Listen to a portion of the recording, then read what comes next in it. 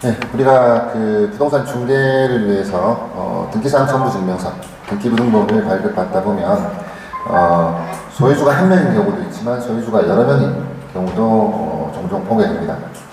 소유주가 여러 명인 경우에 임대 같은 경우에는 과반의 동의를 얻어서 임대차 계약을 진행할 수 있습니다. 그런데 여기서 과반이라고 하면 예를 들어서 부부가 공동명의야, 두 명이 각각 2분의 1씩 가지고 있습니다.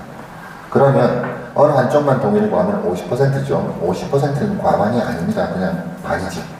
반을 넘어가는 동의를 구해야지만 임대차 계약을 한쪽의 이야기만 듣고 진행할 수 있습니다. 과반수 지분권자의 동의를 구해서.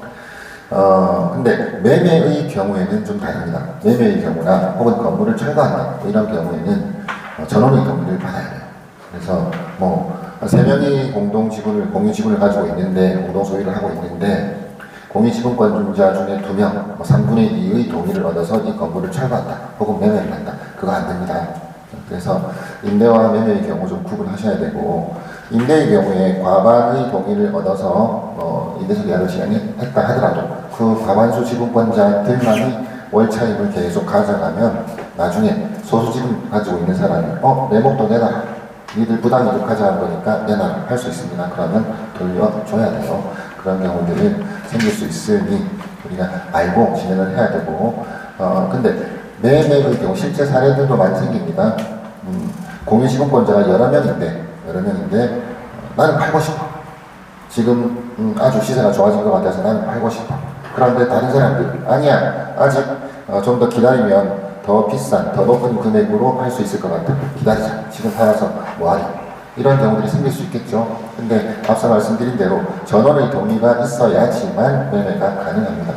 근데 소수 지분권자가 도저히 설득이 안 돼. 이럴 경우에는 소송을 통해서 이걸 정리하는 방법도 있습니다. 공유물 분할 청구 소송이라는 걸 통해서 네가 우리와 같이 공유 지분으로 이 부동산을 소유하고 있는데 팔고 싶은데 당신이 동의를 안 하니 그냥 우리 몸만큼 이건 우리가 정리하고 싶다. 네가 우리 지분을 사가든지 아니면 우리가 혹은 내가 너희 지분을 살게.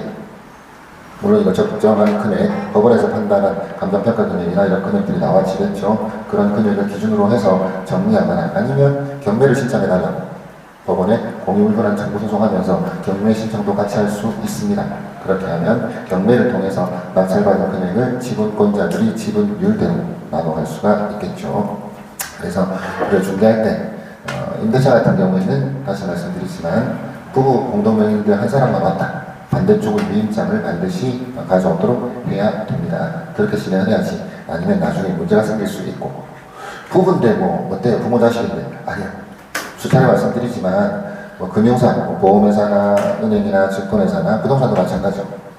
민원이 들어오거나 아니면 다툼이 생기는 경우 높은 확률로 가족, 특히 부부 사이입니다. 사람 마음이 어떻게 바뀔지 모르기 때문에 나는 동의한 적 없어.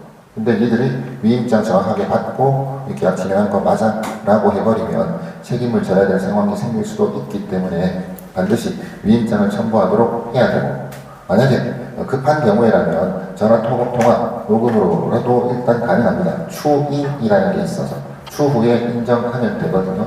추인이라는 게 있어서 위임장 없이 어떤 절차를 진행을 했지만 그 사람이 사후에라도 동의를 하면 관계가 없기 때문에 가능한 방법이 있기는 합니다.